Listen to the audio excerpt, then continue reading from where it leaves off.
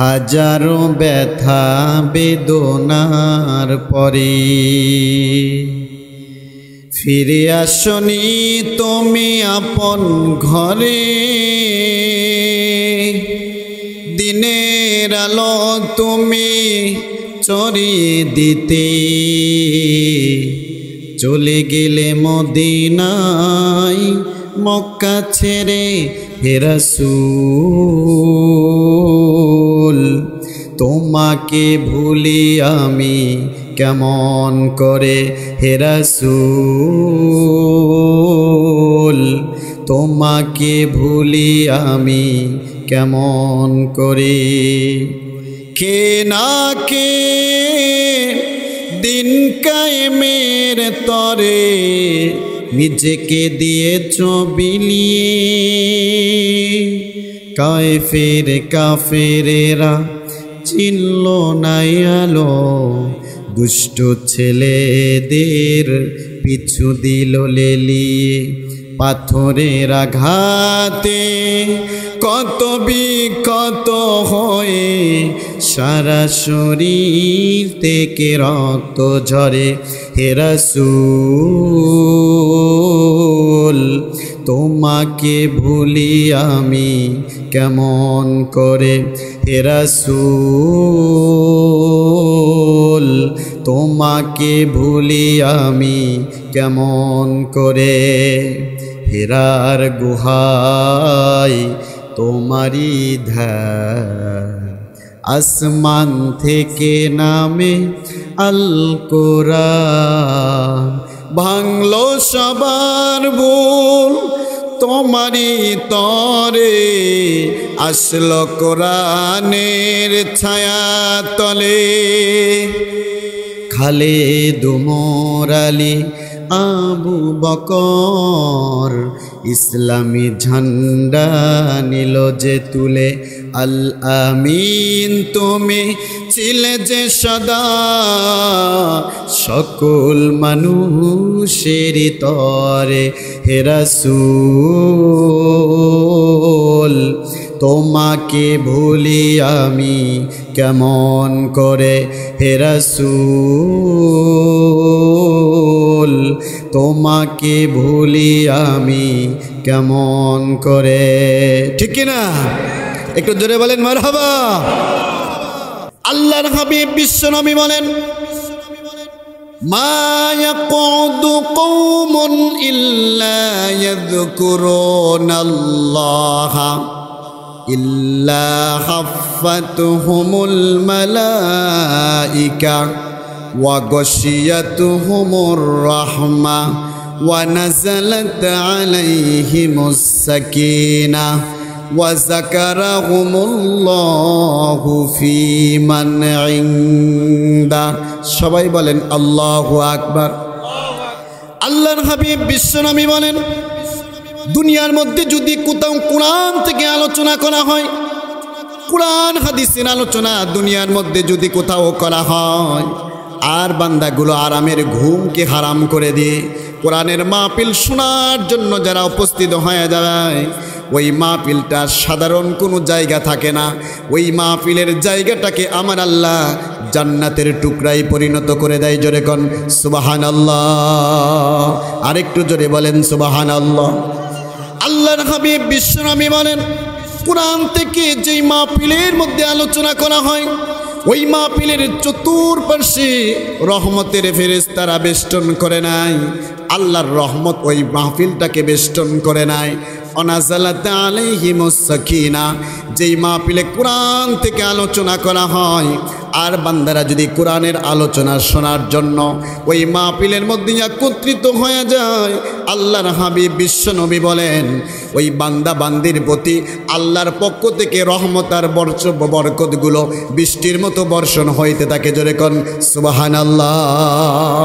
তৃতীয় নম্বরের ফজিলত বিশ্বনবী বলেন, দুনিয়ার মধ্যে যদি কোথাও কোরআন থেকে আলোচনা করা হয়, আর বান্দারা যদি রাতের ঘুমকে হারাম করে দিয়ে দুনিয়াবি কাজ থেকে ফারেক করে দোকানপাট বন্ধ করে দিয়ে যদি বান্দারা মাহফিলের মধ্যে একত্রিত হয়ে যায় ওয়া যাকারাহুমুল্লাহু ফি মান ইনদা, আল্লাহ পাক আসমানের মধ্যে নৈকট্যপ্রাপ্ত ফেরেশতাদেরকে ডাকতে থাকে আর বলতে থাকে, ইয়া আমার ফেরেশতারা কোথায় আছো, তাড়াতাড়ি আয়। আজকে তাকিয়ে দেখ, চাঁদ মহাবড়বাড়ি জামে মসজিদের উদ্যোগে আজকের এই মাহফিলের মধ্যে আমার কিছু আশিকিন জাকিরিন বান্দারা একত্রিত হয়ে গেছে।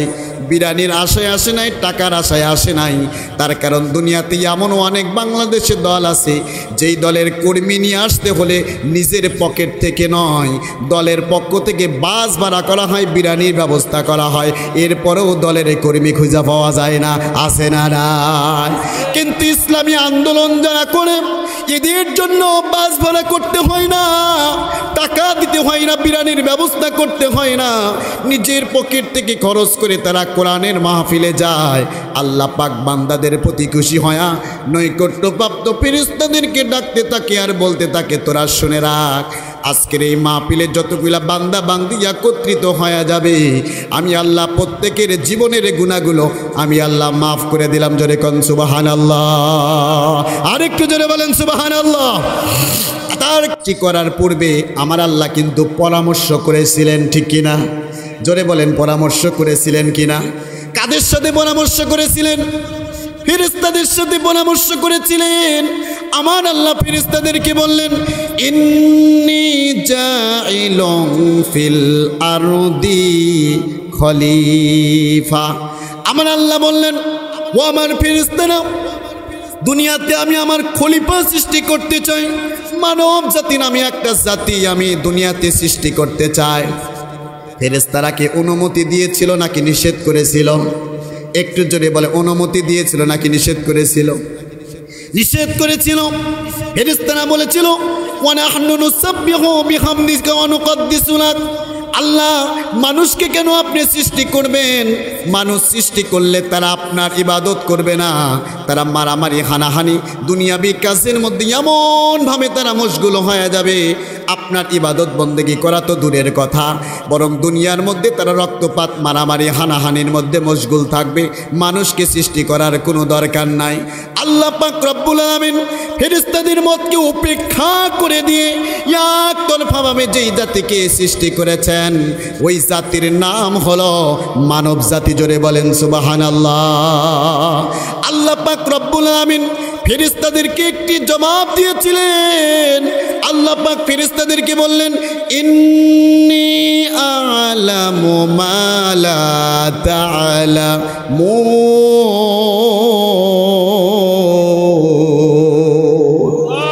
আল্লাহ পাক রব্বুল আলামিন বললেন, ইন্নী আ'লামু মা লা তা'লামুন, নিশ্চয় আমি যেটা জানি তোমরা সেটা জানো না।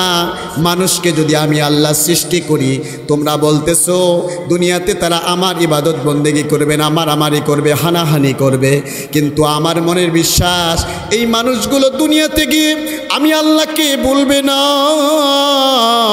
আমি আল্লাহর ইবাদত বন্দেগি তারা করবে।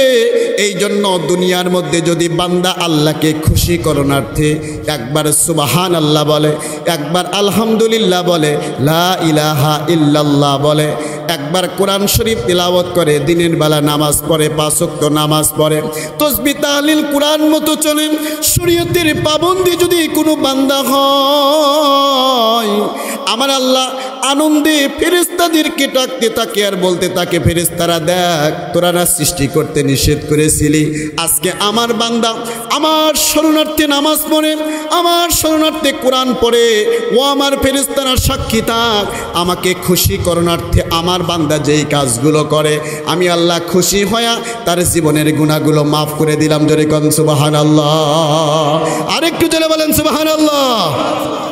তাহলে আমার প্রিয় ভাইরা, এই কোরআনের মাহফিলে আমরা আসলে লাভ আছে না নাই? আমি বলেছিলাম যতক্ষণ পর্যন্ত আলোচনা শুনবেন আল্লাহ পাক রহমতের বৃষ্টিগুলো আমার আপনার প্রতি নাজিল করতে থাকবে। জোরে কোন সুবহানাল্লাহ। আবার এখান থেকে যখন বের হয়ে যাবেন আল্লাহ পাক জীবনের গুনাহগুলো আমাকে আপনাকে মাফ করে দিবে। সুবহানাল্লাহ। এই যে কোরআন থেকে আলোচনা করা হচ্ছে, এই কোরআনটা হলো তামাম পৃথিবীর মানুষের জন্য আল্লাহ হেদায়েতের জন্য নাজিল করে দিয়েছে। যদি বলেন সুবহানাল্লাহ। কোরআনটা কিন্তু সারা পৃথিবীর মানুষের জন্য হেদায়েত, ঠিক কিনা? আলিফ লাম রা কিতাবুন আনজালনাহু ইলাইকা লিতুখরিজান নাসা মিনাজ যুলুমাতি ইলান নূর। আল্লাহ পাক রব্বুল আমিন বলেন, এই কোরআনটা হলো এমন একটি কিতাব, এই কোরআন মানুষকে অন্ধকারের পথ থেকে আলোর পথের দিকে নিয়ে যায়। কোরআন অনুযায়ী যদি বান্দা নিজের জীবন পরিচালনা করে, নিজের ব্যক্তি জীবন, নিজের পারিবারিক জীবন, নিজের সামাজিক জীবন, রাষ্ট্রীয় জীবন যদি কোরআন অনুযায়ী বান্দা পরিচালনা করে, শান্তি দান করবে কে? একটু জোরে বলেন কে? শান্তি যদি পেতে চান, কোরআন অনুযায়ী নিজের ব্যক্তি জীবন পরিচালনা করেন, সামাজিক জীবন পরিচালনা করেন, রাষ্ট্রীয় জীবন যদি কোরআন অনুযায়ী পরিচালনা করতে পারেন মুসলমান, রাষ্ট্রের প্রত্যেকটা কর্মকর্তার মধ্যে যদি কোরআন থাকে, ওই কর্মকর্তার দ্বারা কখনো 1 টাকা গম চুরি করার সাহস হবে না। জোরে বলেন ঠিক কিনা?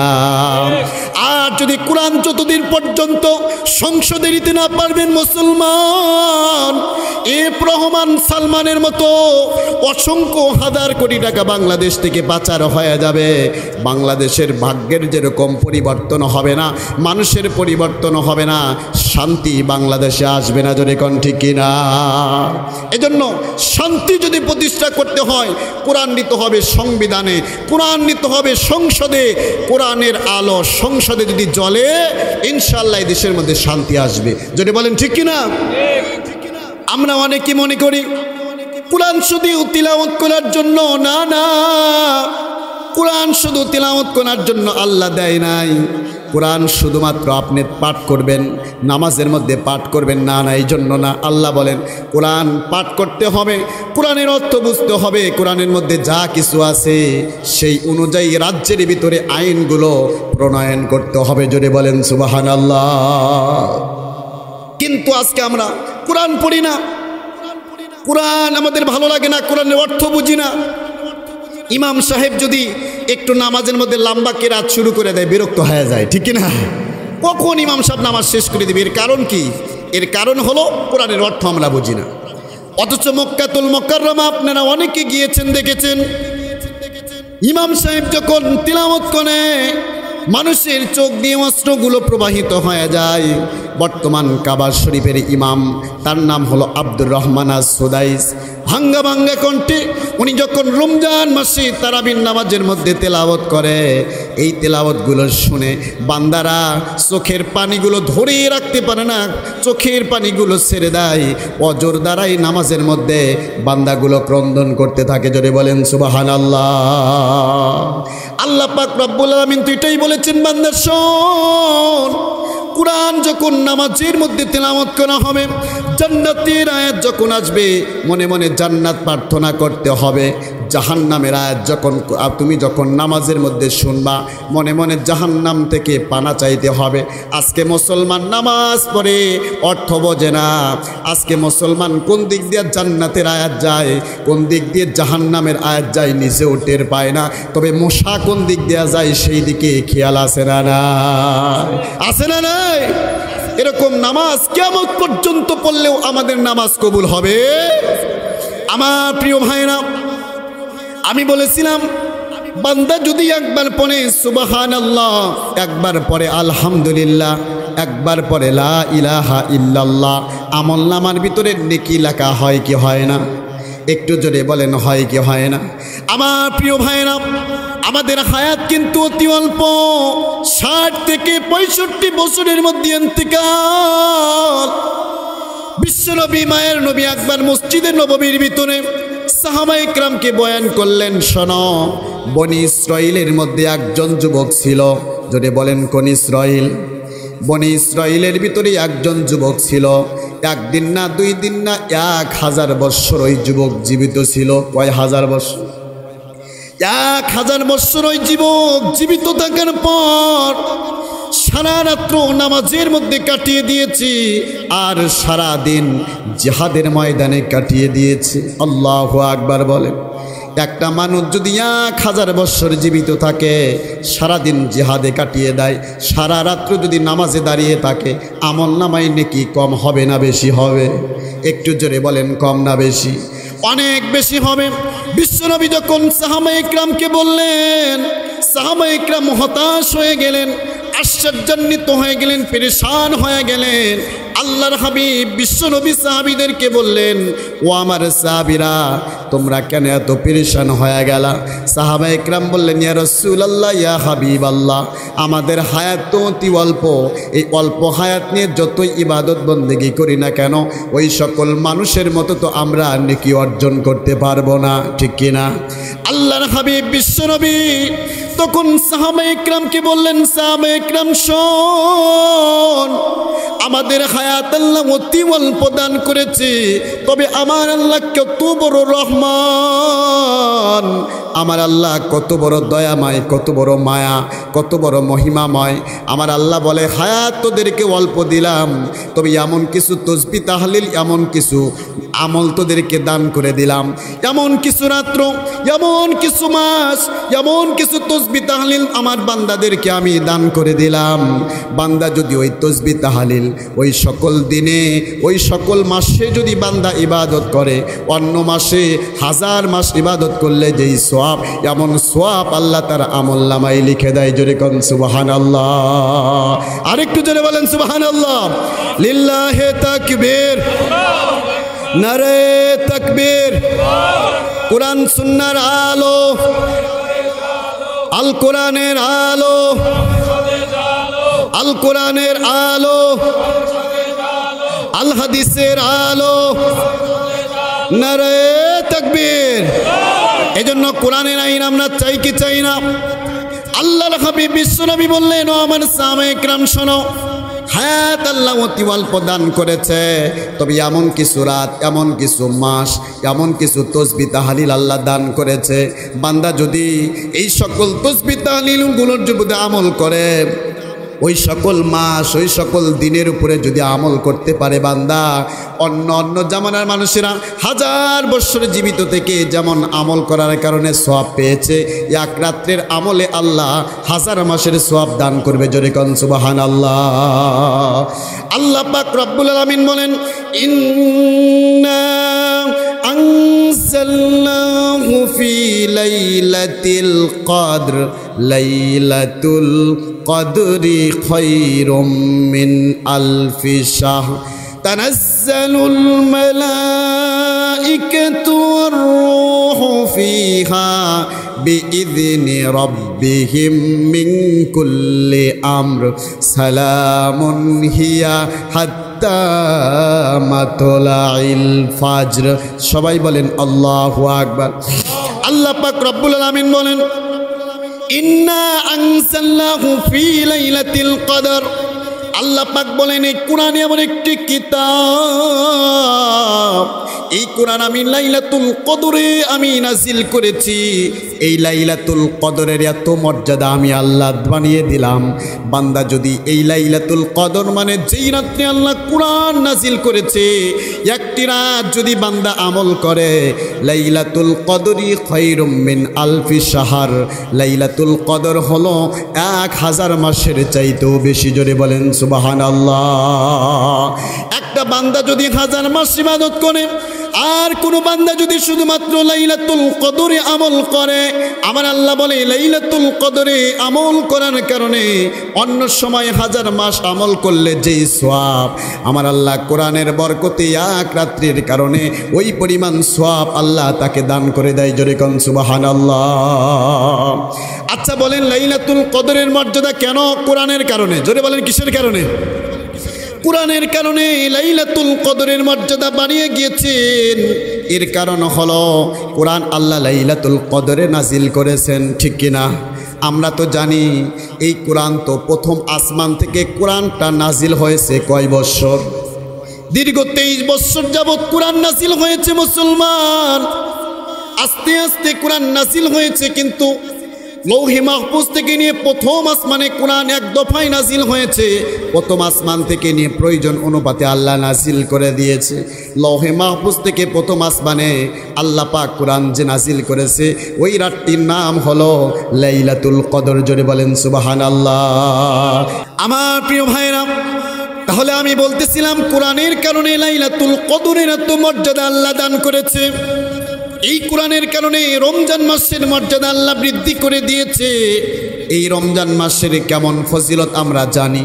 বান্দা যদি শুধুমাত্র রমজানুল মোবারকে একটা ফরজ আদায় করে, অন্য মাসে 70টা ফরজ আদায় করলে যেমন সওয়াব, রমজানে একটা ফরজ আদায় করলে ওই পরিমাণ সওয়াব আল্লাহ দান করে দেয়। জোরে কোন সুবহানাল্লাহ।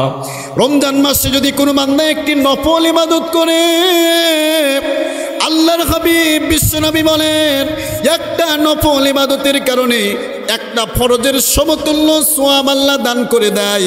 এমন মর্যাদা রমজান মাসের কেন দান করেছেন?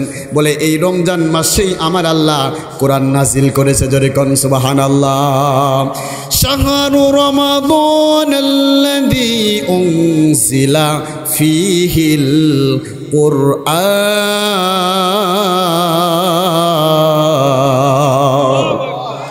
আল্লাহ পাক রব্বুল আলামিন বলেন এই কোরআন এমন একটি কিতাব, পৃথিবীর মধ্যে যত গ্রন্থ আছে কোরআনের চাইতে শ্রেষ্ঠ কোনো গ্রন্থ নাই। আল্লাহু আকবার বলেন। আল্লাহ পাক আসমানি বড় বড় 4টি কিতাব নাজিল করেছে মুসলমান। এই 4টি আসমানি বড় বড় 4টি কিতাব, তাওরাত, জাবুর, ইনজিল, কোরআন। এই 4টি কিতাবের মধ্যে সর্বশ্রেষ্ঠ কিতাব হলো আল কোরআন। ঠিক কি না? এই কোরআনটাই এত দামি কেন মুসলমান? আল্লাহ পাক রব্বুল আমিন বলেন আমি তাওরাত নাজিল করেছি, জাবুর নাজিল করেছি, ইনজিল নাজিল করেছি, কিন্তু কোন কিতাবের হেফাজতের দায়িত্ব আমি আল্লাহ গ্রহণ করি নাই। কিন্তু আল্লাহ পাক বলেন এই কোরআন এমন একটি কিতাব যেই কিতাবটা আমি নাজিল করেছি, আর এই কোরআন নাজিল করার সঙ্গে সঙ্গে হেফাজতের দায়িত্ব আমি আল্লাহ নিজে গ্রহণ করেছি। জোরে বলেন সুবহানাল্লাহ। আল্লাহ পাক রব্বুল আমিন বলেন ইন্না নাহনু নাযালনা যিকরা ওয়া ইন্না লাহু লাহাফিজুন।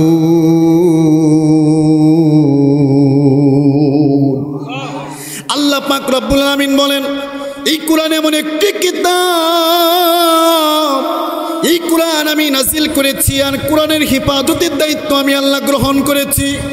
কোরআনের হেফাজতের দায়িত্ব আমার আল্লাহ গ্রহণ করার কারণে কোরআনের কেমন মর্যাদা হয়ে গেছে।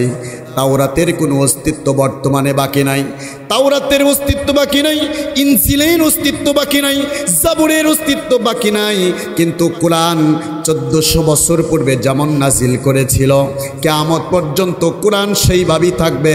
কোরআনের একটা জের জবর নোক্তা পর্যন্ত পরিবর্তন করার ক্ষমতা পৃথিবীর কারণে। ঠিক কিনা? তাহলে পৃথিবীর কোনো ব্যক্তিকে কোরআন পরিবর্তনের ক্ষমতা আল্লাহ দেয় নাই। এই কোরআন যারা পরিবর্তন করতে চেয়েছিল ইতিপূর্বে তাদেরকে দৃষ্টান্তমূলক শাস্তি দিয়েছে আল্লাহ। ঠিক কিনা? এই কোরআনের বিরুদ্ধে পদক্ষেপ নিয়েছিল চীনের সরকার। এই করোনা ভাইরাসের পূর্বে কোরআন আপডেট করতে চেয়েছিল, চীনের ওহান শহর থেকে কোরআন পরিবর্তন করতে চেয়েছিল। আল্লাহ পাক বললেন কোরআন আপডেট করা তো দূরের কথা, একটা অসুখ আমি তোদের মধ্যে ছড়িয়ে দিলাম, আমি একটা ভাইরাস তোদের মধ্যে দিয়ে দিলাম, এই ভাইরাসের একটা ভ্যাকসিন তোরা তৈরি কর। আল্লাহ পাক করোনা ভাইরাস দিয়ে দিলেন। সারা পৃথিবীর আধুনিক রাষ্ট্র চীন, জাপান সহ ইউরোপ কান্ট্রি সহ পৃথিবীর কোনো রাষ্ট্র মিলে করোনা ভাইরাসের একটা ভ্যাকসিন কিন্তু তৈরি করতে পারে নাই। আমার আল্লাহ বলেন যে কোরআন তোরা পরিবর্তন কি করবি? একটা অসুখ তোদেরকে দিয়েছিলাম, একটা ভাইরাস তোদেরকে দিয়েছি, এই ভাইরাসের ভ্যাকসিনই তোরা তৈরি করতে পারোস না, কোরআন তোরা কিয়ামত পর্যন্ত পরিবর্তন করতে পারবি না। জোরে কোন সুবহানাল্লাহ।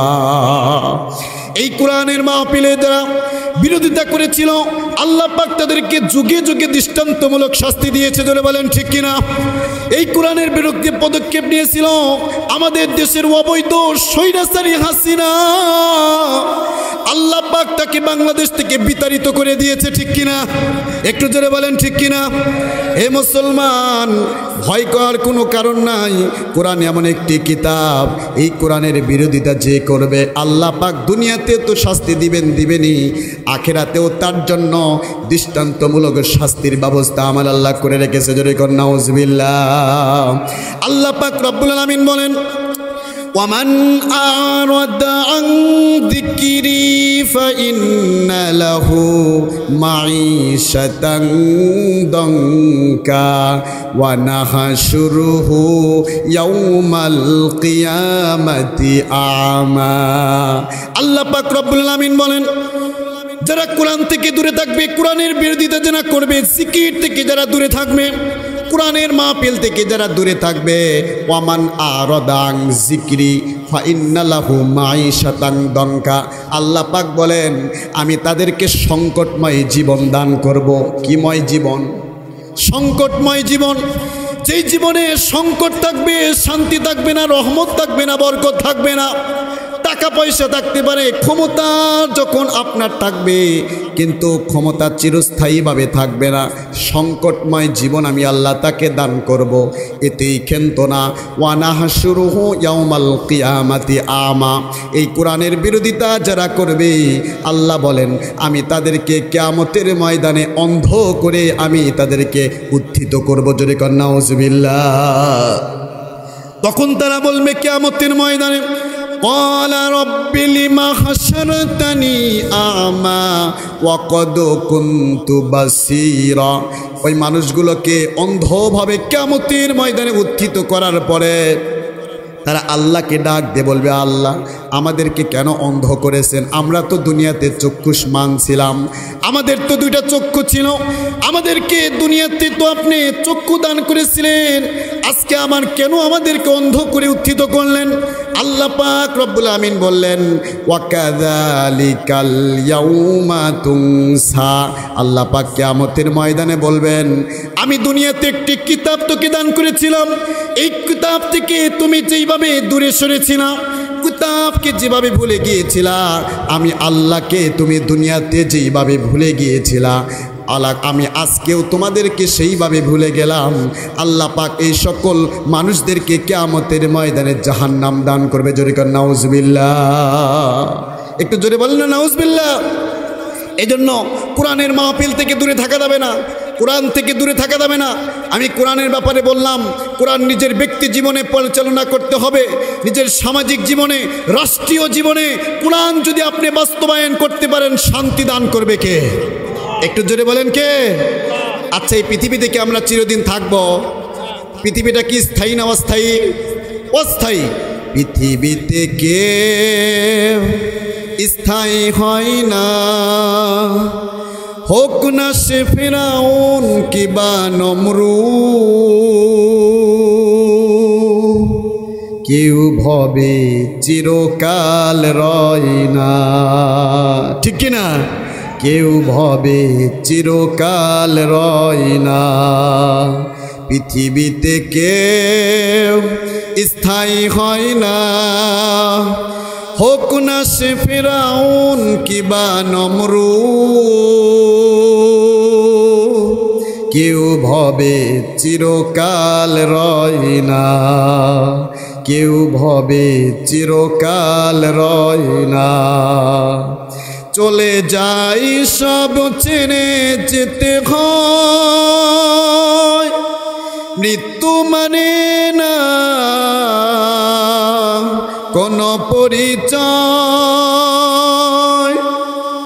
সব রাজা মহারাজা আর মহাবীর, সব রাজা মহারাজা আর মহাবীর, কাউকে সে অবকাশ দেয় না।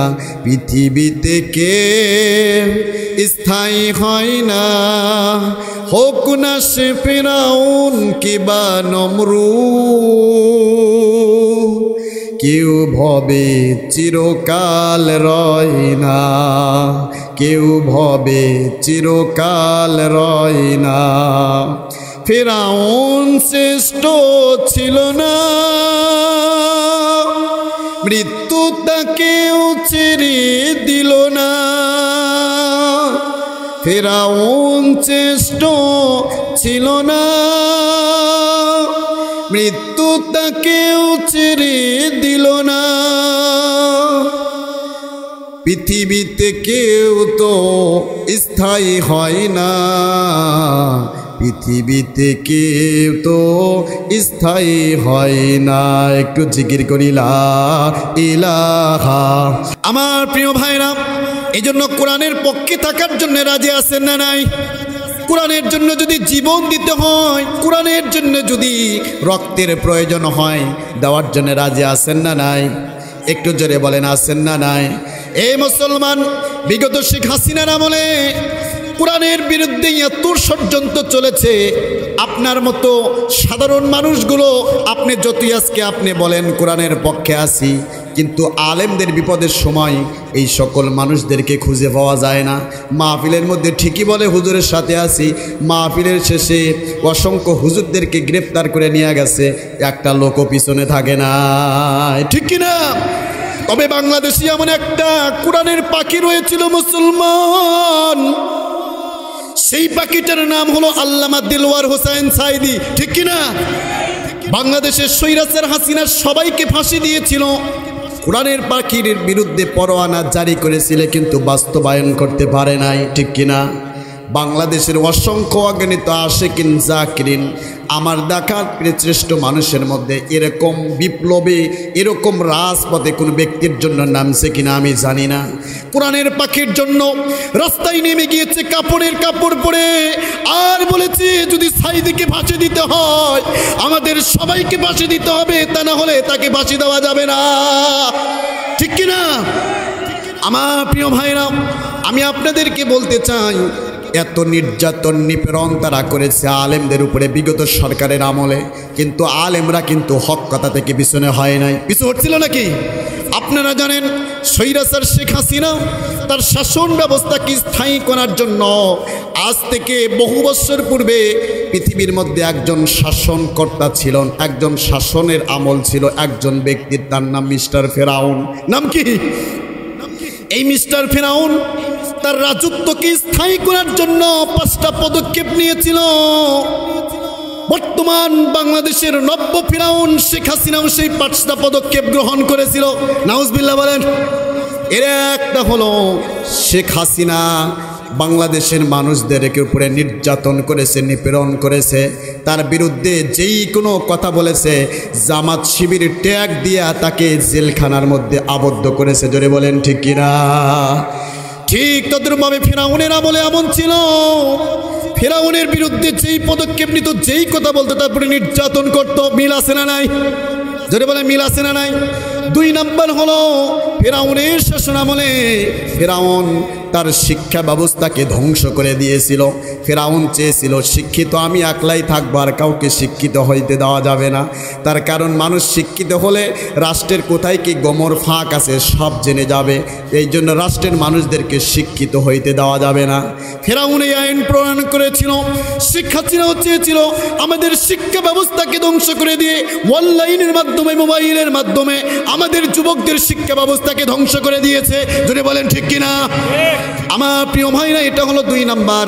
3 নাম্বার, ফেরাউনের শাসন আমলে সে আরেকটা আইন প্রণয়ন করেছিল।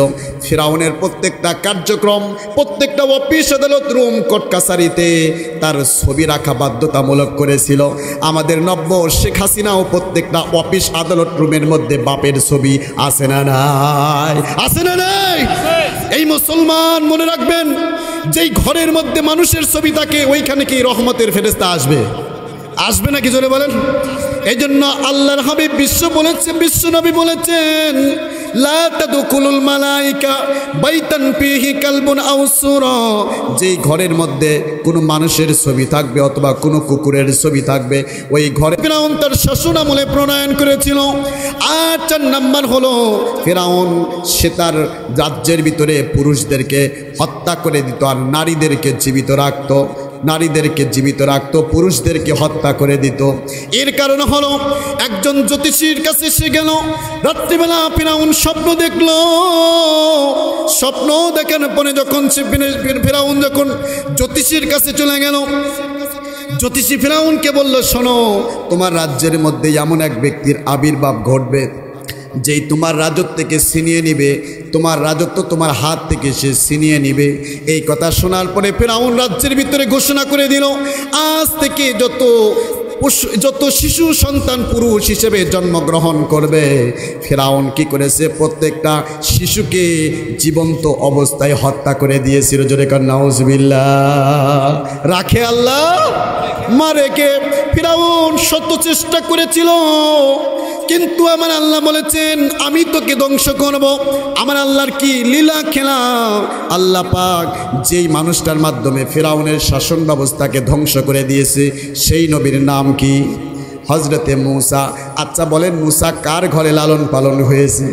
ফিরাউনের ঘরে আল্লাহ ব্যবস্থা করে দিলেন। আমার আল্লাহ বলেন, তুই মারতে চাস আর আমি জীবিত করতে চাই। আমার আল্লাহ যদি জীবিত রাখতে চাই, পৃথিবীর সব মানুষ মিলেও তাকে ধ্বংস করতে পারবে না।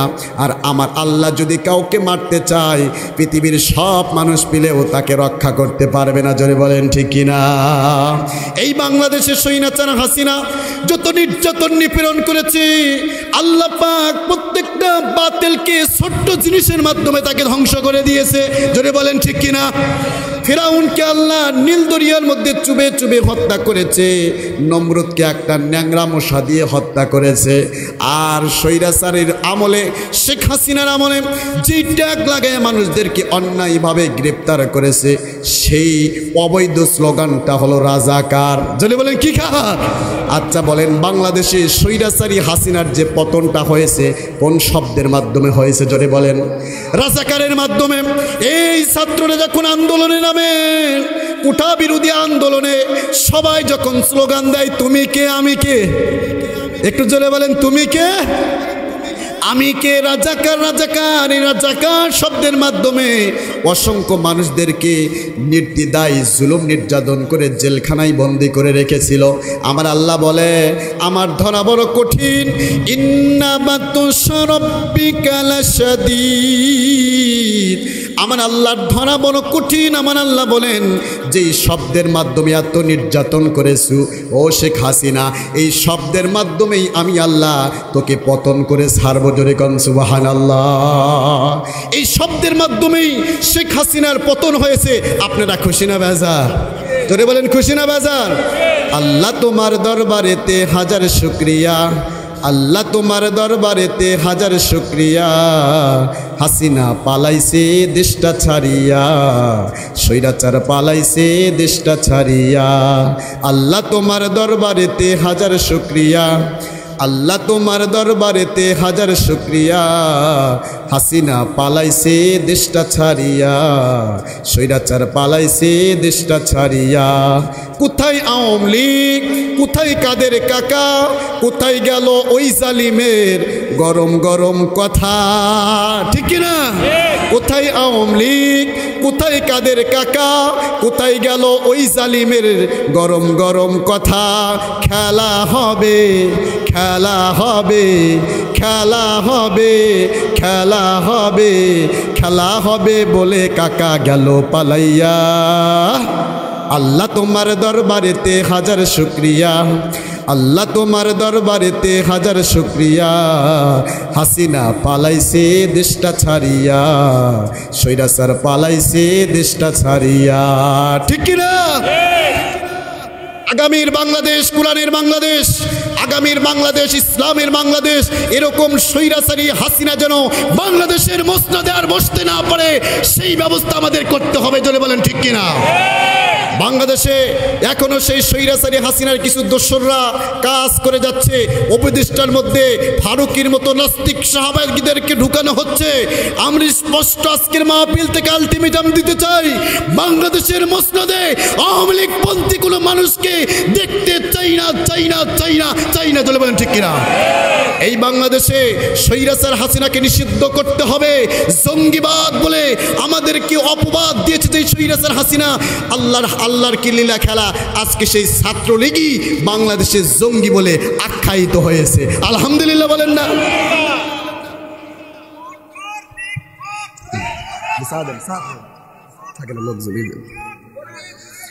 তাকবীর, নারে তাকবীর, নারে তাকবীর। ইসলামের শত্রুরা নারে তাকবীর। এজন্য আমার প্রিয় ভাইরা, কোরআনের পক্ষে থাকার জন্য রাজি আছেন না নাই? আমি আপনাদেরকে বলেছিলাম 4 শ্রেণীর মানুষেরা আল্লাহর জাহান্নামে চলে যাবে। আমি আলোচনা শেষের দিকে চলে আসছি, আমি আর লম্বা করব না। আমার প্রিয় ভাইরা একটু ধৈর্য সহকারে শোনেন। 4 শ্রেণীর মানুষেরা আল্লাহর জাহান্নামে যাবে। এর মধ্যে 1 নম্বর হলো লাম নাকু মিনাল মুসাল্লিন। 1 নম্বর হলো যারা দুনিয়াতে নামাজ পড়বে না। জোরে বলেন কি পড়বে না? একটু জোরে বলেন কি পড়বে না? নামাজ পড়বে না। তার কারণ আসসালাতু ইমাদুদ্দিন, নামাজ হলো ধর্মের খুঁটি। মান আকামাহা আকামাদ্দিন ওয়া মান হাদামাহা হাদামাদ্দিন। নামাজ হলো ধর্মের খুঁটি।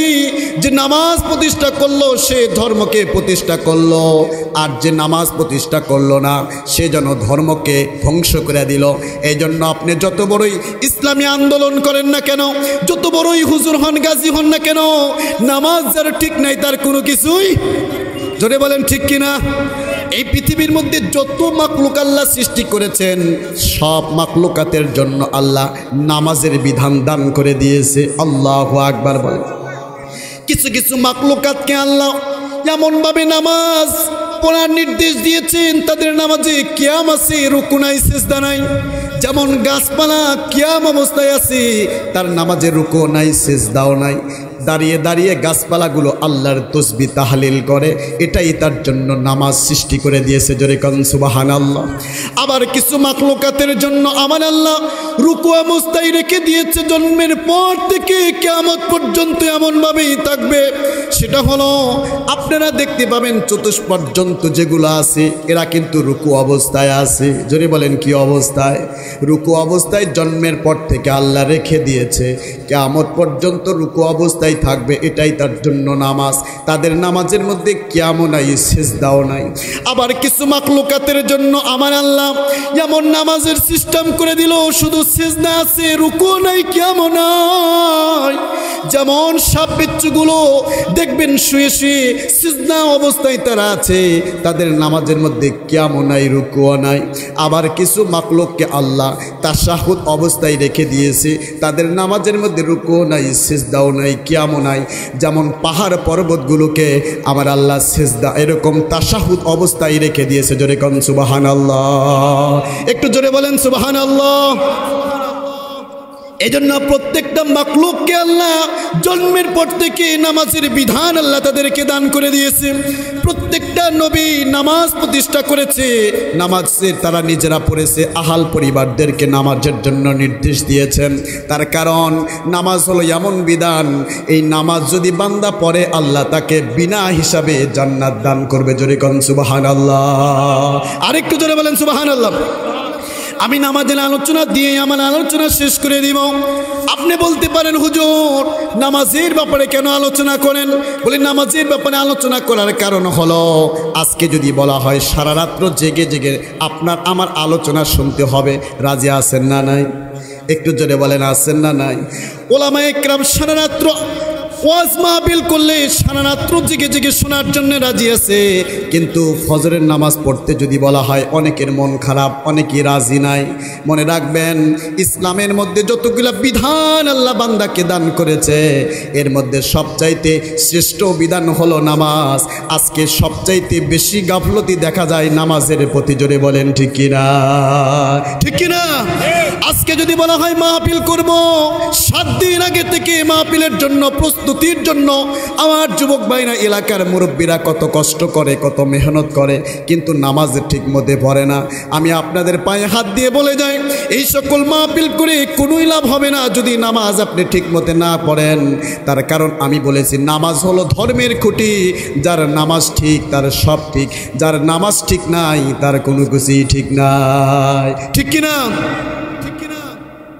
এই জন্য হযরতে আবু বকর সিদ্দিক রাদিয়াল্লাহু তাআলা আনহু উনার শাসন আমলে রাজ্যের ভিতরে প্রত্যেকটা সরকারি কর্মচারীর জন্য উনি ঘোষণা করে দিলেন, শোনো, আমার যদি কোনো কর্মচারী সরকারি অন্য কোনো কাজের মধ্যে যদি একটু কমও করে কোনো সমস্যা নাই, কিন্তু কোনো কর্মচারীর ব্যাপারে যদি এটা প্রমাণিত হয় সে নামাজ ঠিক মতো পড়ে নাই, এক ওয়াক্ত নামাজ সে বাদ দিয়েছে, আবু বকর সিদ্দিক বলেন তাকে আর চাকরিতে রাখা হবে না, তার চাকরি থেকে তাকে নট আউট করে দেওয়া হবে। যদি কোন সুবহানাল্লাহ।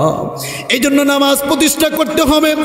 নামাজ প্রতিষ্ঠা করার জন্য আল্লাহ বলেছেন, আল্লাহ পাক সূরা বাকারার মধ্যে বলেছেন, ওয়া আকিমুস সালাতা ওয়া আতুজ যাকাতা ওয়ারকাউ মা'আর রাকিঈন।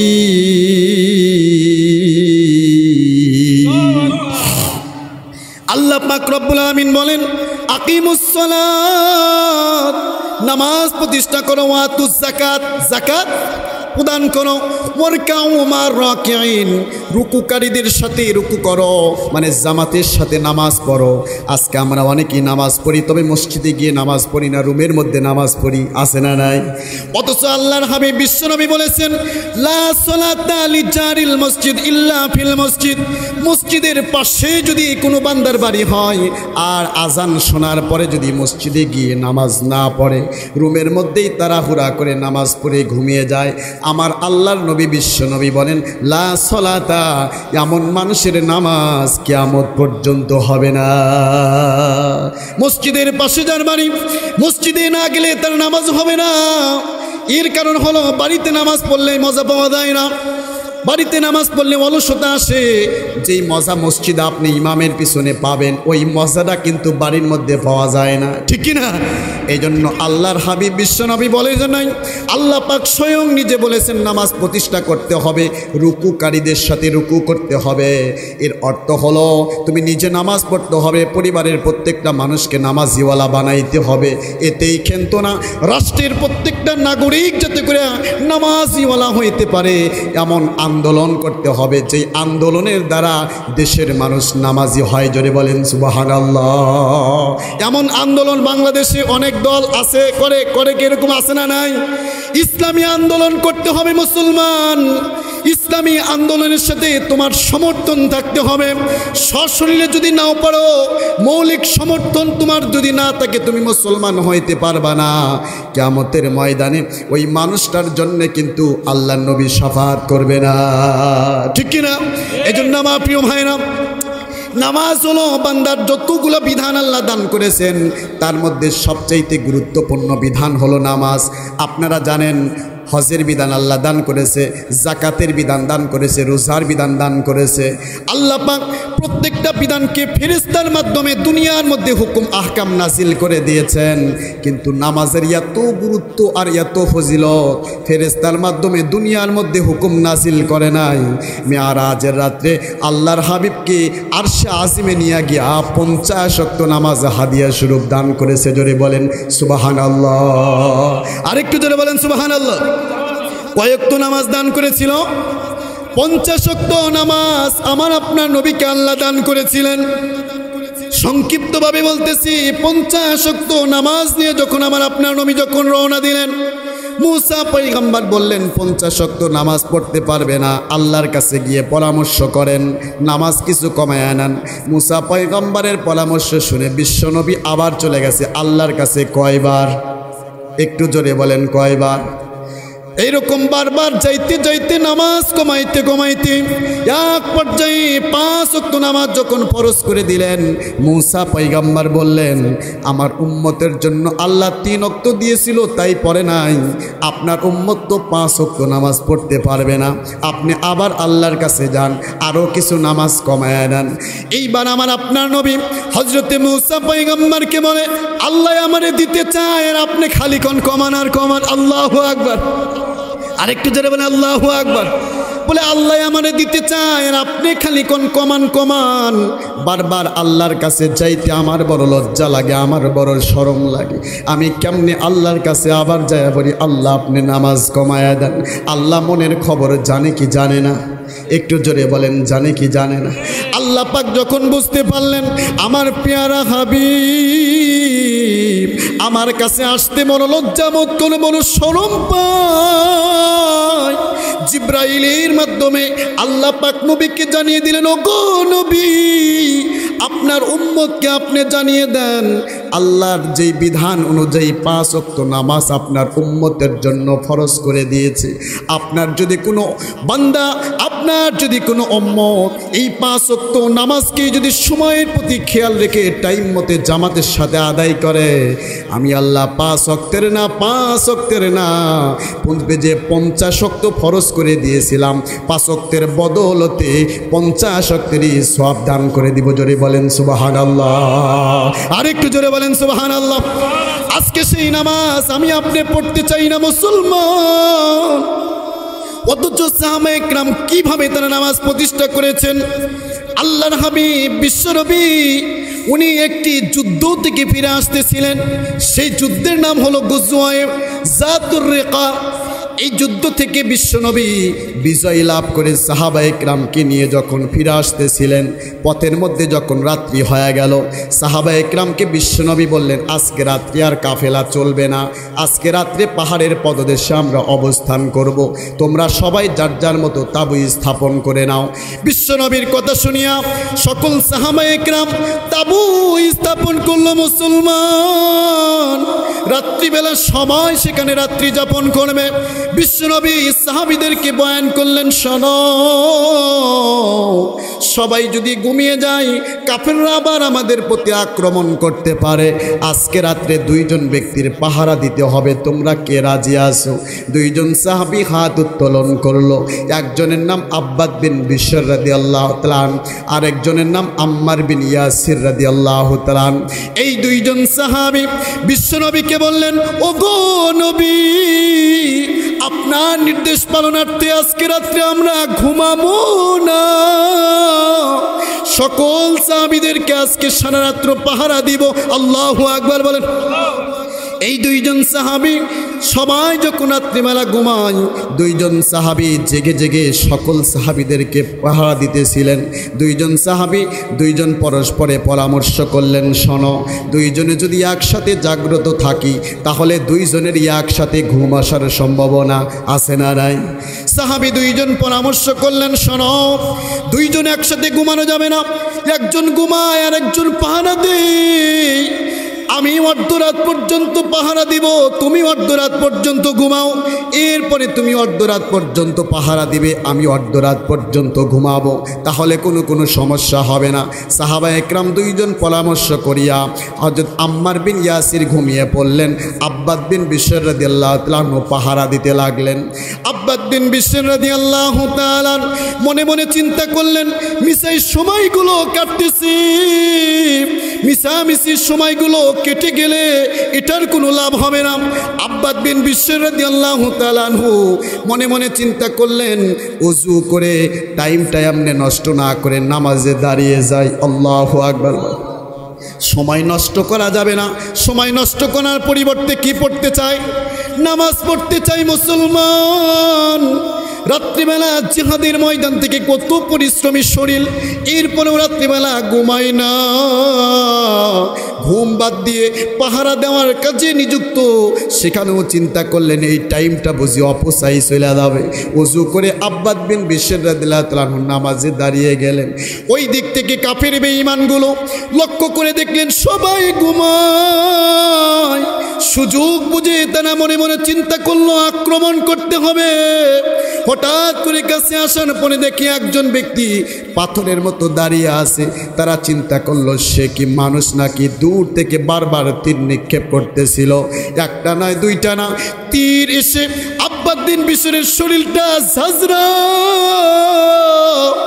এরপর এরপরে আব্বাদ বিন বিশর রাদিয়াল্লাহু তাআলা আনহু নামাজ ছাড়ে না। আল্লাহু আকবার বলেন।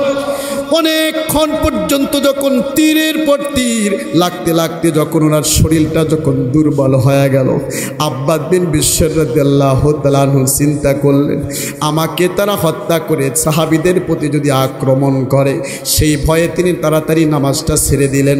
ছেড়ে দেওয়ার পরে হযরত আম্মারকে জাগ্রত করলেন। আম্মার রাদিয়াল্লাহু তাআলা আনহু উনি আব্বাদ বিন বিশরের দিকে তাকাইয়া কান্না করিয়া উনাকে বলে, ভাই তুমি কেন আমাকে আগে জাগ্রত করো নাই? আব্বাদ বিন বিশর বলেন, আমি যখন নামাজে দাঁড়িয়েছিলাম সূরা কাহাফ তেলাওয়াত করতেছিলাম। সূরাটার নাম কি? সূরা কাহাফ আমি তেলাওয়াত করতেছিলাম, আর আমার এত মজা পাইতেছিলাম, আমার মনে চাচ্ছিল না সূরাটা শেষ না করে আমি নামাজ শেষ করি। কিন্তু যখন বারবার তারা তীর নিক্ষেপ করতেছিল, আমি চিন্তা করলাম সাহাবীদের প্রতি আক্রমণ করার ভয়, এই জন্য আমি তোমাকে জাগ্রত করেছি। আল্লাহু আকবার বলেন। এটা হলো সাহাবায়ে কেরামের ঈমান। আজকে নামাজ পড়তে গেলে তীর মারা হবে না, নামাজ পড়তে গেলে এত কষ্ট করতে হবে না। এরপরেও মসজিদ এত সুন্দর, কিন্তু নামাজি খুঁজে পাওয়া যায় না। এই মসজিদগুলো যে সুন্দর হচ্ছে, এটাও কিন্তু কিয়ামতের আলামত। কিসের আলামত? কিয়ামতের আলামত। বিশ্বনবী বলে গেছেন, কিয়ামতের আগে মসজিদ হবে খুব সুন্দর, মসজিদগুলো টাইলস হবে, এসি হবে, এয়ার কন্ডিশন হবে, মসজিদগুলো দামি দামি পাথর দিয়ে তারা তৈরি করবে। মসজিদ নিয়ে এক মহল্লার মানুষ আরেক মহল্লার মানুষের সাথে গর্ব করবে, বলবে আমাদের মসজিদ সুন্দর, আমাদের মসজিদ সুন্দর। অথচ এমন সময় মসজিদ সুন্দর হবে, কিন্তু মসজিদে মুসল্লি খুঁজে পাওয়া যাবে না। কিয়ামতের আগে মসজিদ সুন্দর হবে, মুসল্লি পাকবে কাঁচা। আল্লাহর নবীর জামানায় মসজিদ ছিল কাঁচা, কিন্তু সাহাবীরা ছিল পাকা, ঠিক কিনা? আর এখন মসজিদ হয়ে গেছে পাকা, আমি আপনি হয়ে গেছি কাঁচা। আমার প্রিয় ভাইয়েরা, আমি আর আলোচনা লম্বা করব না। নামাজ হলো ধর্মের খুঁটি, নামাজ আপনাকে আমাকে করতে হবে। কিয়ামতের ময়দানে আউয়ালু মা ইউহাসাবু বিহিল আবদু ইয়াউমাল কিয়ামাতিস সালাহ। আল্লাহু আকবার। আল্লাহর হাবিব বিশ্বনবী বলেন, কিয়ামতের ময়দানে বান্দার থেকে সর্বপ্রথম আল্লাহ নামাজের হিসাব নেবে। কিসের হিসাব? যেই বান্দা নামাজের হিসাব ঠিক মতে দিতে পারবে, আল্লাহ পাক তার বাকি ঘাঁটিগুলো তার জন্য আসান করে দিবে। জোরে কোন সুবহানাল্লাহ। 5 ওয়াক্ত নামাজ যদি বান্দা পড়ে 5টা পুরস্কার দান করবে। জোরে বলেন কয়টা? 1 নাম্বার, আল্লাহ পাক দুনিয়াতে রিজিকের অভাব দূর করে দিবে। 2 নাম্বার, কবরের আযাব আল্লাহ মাফ করে দিবে। 3 নাম্বার, আমল নামা ডান হাতে দান করবে। 4 নাম্বার, পুলসিরাতকে আল্লাহ বিজলির আকারে পার করে দিবে। আর 5ম নাম্বার হলো ওই বান্দা বান্দি কি আমার আল্লাহ রব্বুল আলামিন বিনা হিসাবে জান্নাত দান করবে। জোরে কোন সুবহানাল্লাহ। আল্লাহু আকবার বলেন। আমার প্রিয় ভাইরা, আল্লাহর হাবিব বিশ্বনবী তার জীবনের শেষ কথা ছিল আসসালাত আসসালাত ওয়া মা মালাকাত আইমানুকুম। নামাজ নামাজ নামাজ তোমরা কখনো পরিত্যাগ করবা না মুসলমান। আল্লাহর হাবিব বিশ্বনবী নিজের জীবনের শেষ মুহূর্তে উপনীত হয়ে গেলেন। নবীজি অসুস্থ ছিলেন, এরপরেও মসজিদে গিয়ে ইমামতি করেছেন। কিন্তু নিজের জীবনের শেষ মুহূর্তে নবীজি যেই নামাজটা পড়েছে, ওই নামাজটার নাম মাগরিবের নামাজ। কিসের নামাজ?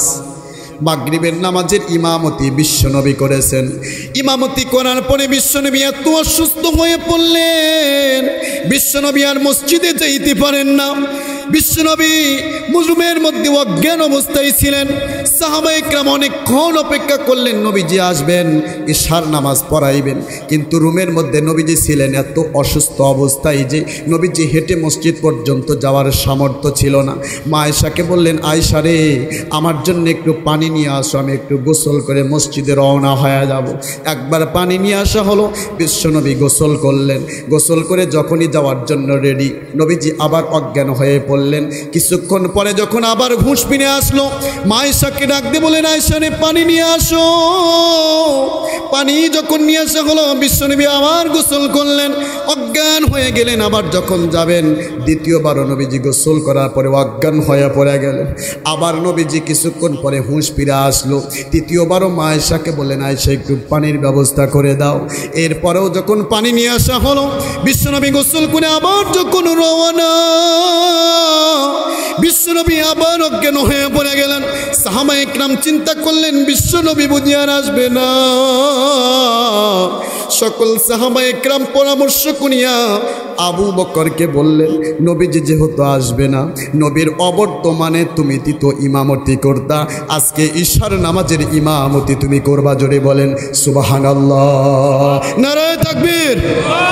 সকল সাহাবায়ে কেরাম পরামর্শ করিয়া আবু বকরকে ঈশার নামাজের ইমামতি করার জন্য যখন সামনে দিল মুসলমান, সকল সাহাবায়ে কেরাম আবু বকরের ইমামতিতে নামাজ পড়ে।